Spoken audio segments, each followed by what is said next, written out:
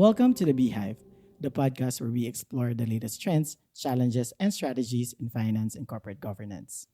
I'm JM, Scrub's ESG Knowledge Lead, and in this episode, I'll be joined by Effie De La Cruz, our partner from Context Nature, to discuss how businesses can and should create sustainable financial decisions.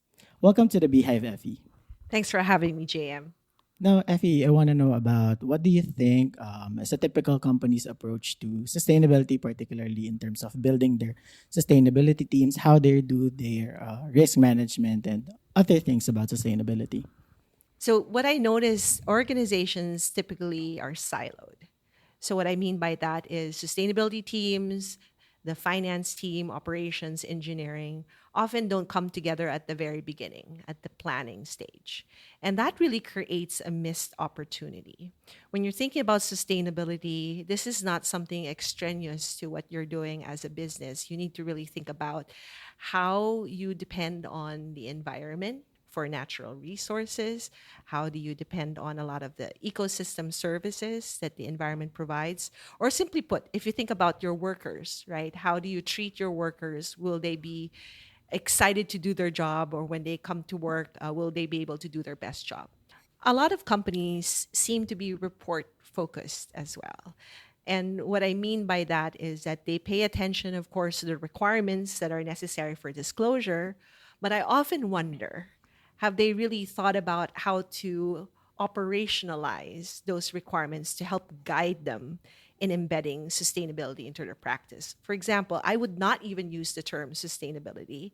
I would think about it as increasing efficiency, reducing costs, reducing delays, resiliency. I think a lot of what we've seen that happened during the pandemic, the COVID-19 pandemic, is that supply chains were shook when companies were unprepared to navigate when all of these different countries started to shut down.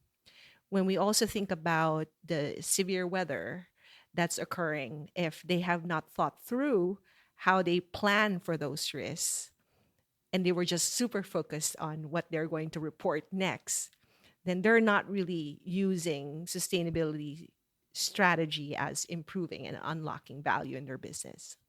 And Effie, to add on that, actually, what I've seen from my experience with various companies as well is that they focus their data gathering in terms of what is required from reporting, Mhm. but they miss the opportunity that the data they gather should be focused on the risk that they want to address.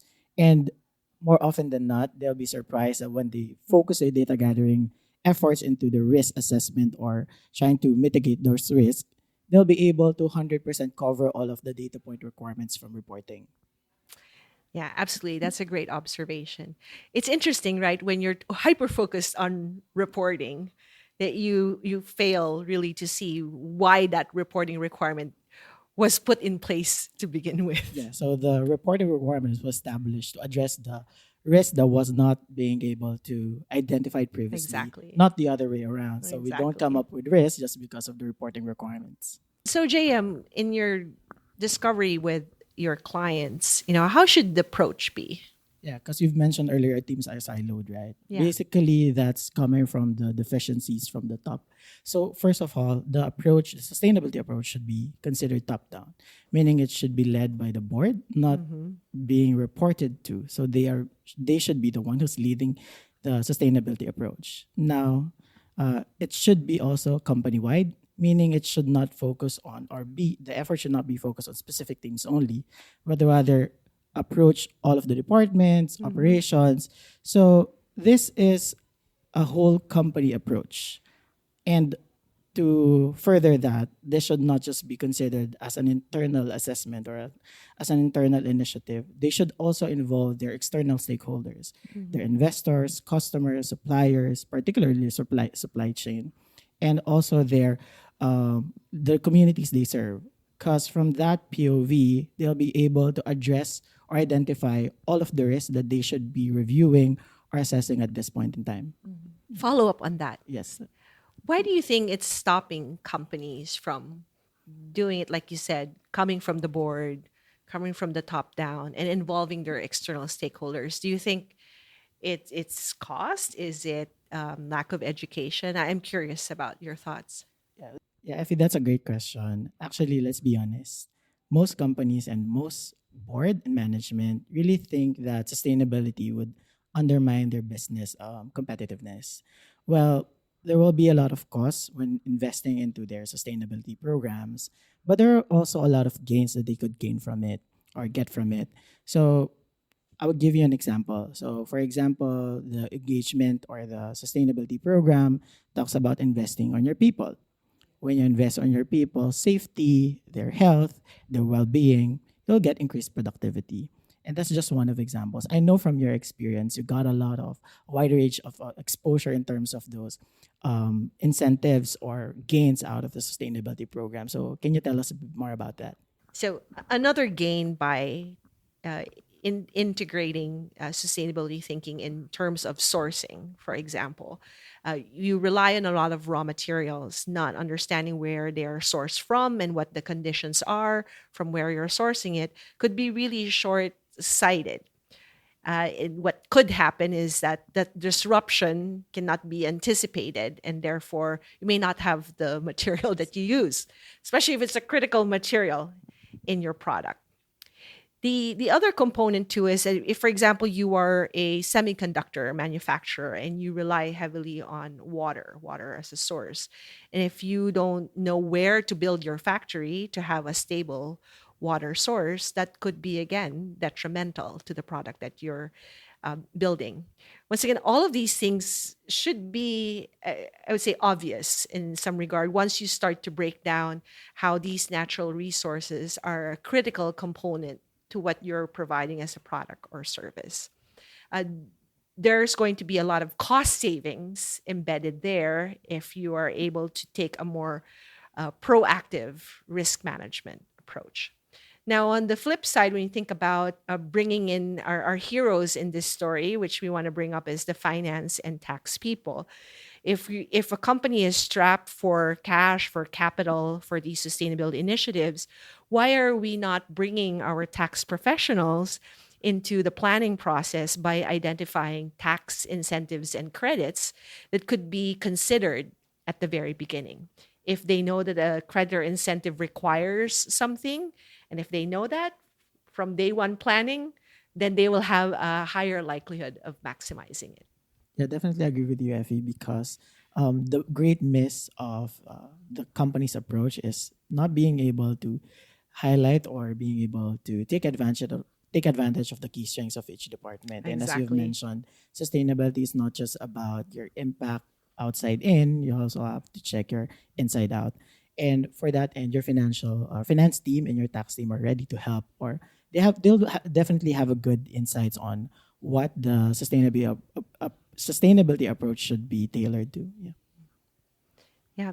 Another example that we could also take into account is the finance team often will be at the front line on capital expenditures, right? So even if you're replacing your HVAC system or you're replacing certain assets, if you know that you have to consider other impacts, for example, energy usage or even emissions, potential pollutants in those particular assets, if they know that upfront, they're not just looking at cost, they're also looking at potential compliance issues or other risk of fines that they can avoid. Yeah, and if going through further through that, if speaking about capital expenditures and acquisitions, if you really think about it, when you try to acquire something, you're not just focusing on Hmm. costs. That would be like a straightforward, let's select the most Yeah. cost efficient right now. But moving forward, speaking of the long term or you're thinking long term, you have to think about whether you can still use that asset in the coming years, because there Exactly. will be a lot of regulations, changes in customer demands or customer dynamics, Hmm. customer wants that might render your asset or your investment obsolete because of those change in requirements or compliance matters. Yeah, and Effie, now putting into Hmm. like a bit of a highlight on the tax practitioners or our Yes. professionals, what do you think could the gain that we could get from them by involving them into injecting their professional experiences or expertise with our sustainability programs? Yeah, when I think about our tax and finance team, I always think about how do we make the business case, right? Which includes heavily on what can we spend, what is our budget. And if we're involving them early on, they should be able to identify once again all these tax credits and incentives that could be a source of money, right? That they're leaving on the table if they don't involve them. Yeah, and speaking of tax credits, I know you Yes. have Yes. another conversation with a tax professional. So let's ensure that we'll be able to watch out. I'll definitely watch out on that conversation as well. Yes. No, thank you. I'm looking forward to that. Yeah. So, Jane, we talked a lot about the short term opportunities and risks. I'm curious in your conversations with clients, uh, thinking more long term, what types of innovation and new business models have you encouraged your clients to take into consideration? Yeah. So thanks, Effie. We've talked about a lot of risk and a lot of issues in terms of managing resources. Mhm. And with those risks or hindrances to operations, the creativity, the that risk and problems Mhm. pushes people to be more creative. Therefore, they think they're able to find new ways to improve their business, find new ways to generate revenue. Let's talk about, for example, circular economy.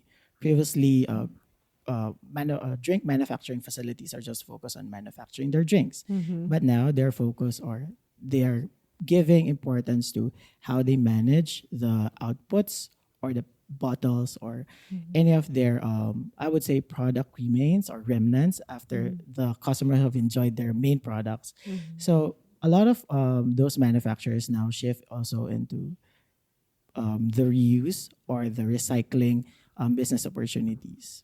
Landfills back then, as another example, are Mhm. just viewed as dumps, but Mhm. now they're also viewed as energy capturing or a great Exactly. source of energy. So from that creativity, there's a lot or a ton of opportunities. And these opportunities are not just concentrated to those that are sustainability inclined, I would say, but even for those other businesses. For example, when you're on a tech company, Mhm. you can develop tech that would help those businesses navigate sustainability by providing them technology that would improve their efficiency. Mhm. Therefore, you're already being a contributor to sustainability. So there's a lot of thinking that is, when you look at it, it could just be a traditional thinking, which really is what sustainability is all about. It's pre-existing despite the lack Mhm. of or absence of regulation back then. And another thing is when you talk about new opportunities, you're Mhm. not just looking into new products and services. You also have to think of new ways for cost savings, Mhm. things like that. And also think of new ways to engage your customers. Mhm. Identify what they need, what their evolving wants are, because people taste change from time to time. Mhm. So if you remain stagnant, you'll not be able to meet your changing market demands. And being sustainable means you're able to touch your stakeholders. Mhm. One key term or repetitive factor in when we talk about sustainability is stakeholder engagement. So you don't just engage your stakeholders with the aim of gathering data for your reporting. You engage with them to understand what their focus are, what their needs, what their wants, and therefore as part of your process, you're able to identify, okay, this will be the next thing that my customer wants. So maybe I want to venture on that as well. Mhm. So those kind of conversations should also be captured when you talk about stakeholder engagement. And of course, if you want to be ready with all those Yes. conversations and opportunities, you have to ensure that your business is resilient. Being resilient means you're not just prepared financially. Of course, financial resiliency is very important, but financial resiliency just follows the other resiliency topics or considerations that you have to consider. Mhm. One of which would be climate resiliency. Um, Without putting into too much theoretical concepts out there, I'll give you an example. Climate resiliency just basically means is your business prone to service or operational disruptions, Mhm. mainly caused by like a typhoon, or Mhm. extreme flooding, rising sea Exactly. levels, those kinds of natural occurrence that they happen all the time. You cannot escape from it. So those are realities that you Mhm. should be aware of and you should consider when preparing your business plans, business strategy. So deciding where Mhm. to place your manufacturing plant, where to locate your business is already a sustainable decision or a sustainability Exactly. assessment. So sustainability decision making is not far from how we think. It's just that pushing forward in terms of the additional considerations that you have to revisit. Mhm. While we talk about climate resiliency, when you place your business there as the talent, within that community suitable as well? Or is your business suitable for the community as well? Maybe it's Exactly. against their norms, it's against how they operate their lives. So you have to consider that as well. So sustainability merely talks about expanding the horizon of what you look at. Yeah, what I was reminded when you were mentioning about climate resiliency is the other factor on insurability. So this could be a cost or also an opportunity. A lot of insurance companies, of course, now see if you are going to be increased probability for flooding, for fire. And if you're not embedding sustainability thinking in your planning, that could hit your bottom line. Yeah, and with the finance team's help, you'll be Yes. able to get notified that you're being assessed for insurance, or your insurance payments are being reassessed. Yeah. Now, Effie, we've covered a lot of Mhm. grounds or topics in this episode, and of course, I want to hear your summative thoughts on the important things that you want us to remember.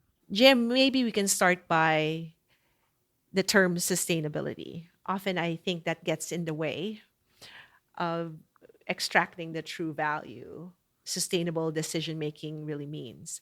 Maybe let's just replace that by thinking about incorporating in the long term the considerations around how the environment, access to raw materials, access to water, air, soil, land, into how you run your business and how you make your products. By taking that into consideration early into the planning process, that will really help create more financial stability for the company. Yeah, definitely, Effie. So, really, long-term thinking is very important, and that's the very key for like more propelled growth for all of the businesses. Well, that really was a mind-opening discussion, Effie. I really learned a lot. So, thank you for joining us. We really appreciate all the values and insights that you've shared. Thanks so much, JM. It's my pleasure. And with that, we'll see you next time. Thank you for tuning in to the Beehive.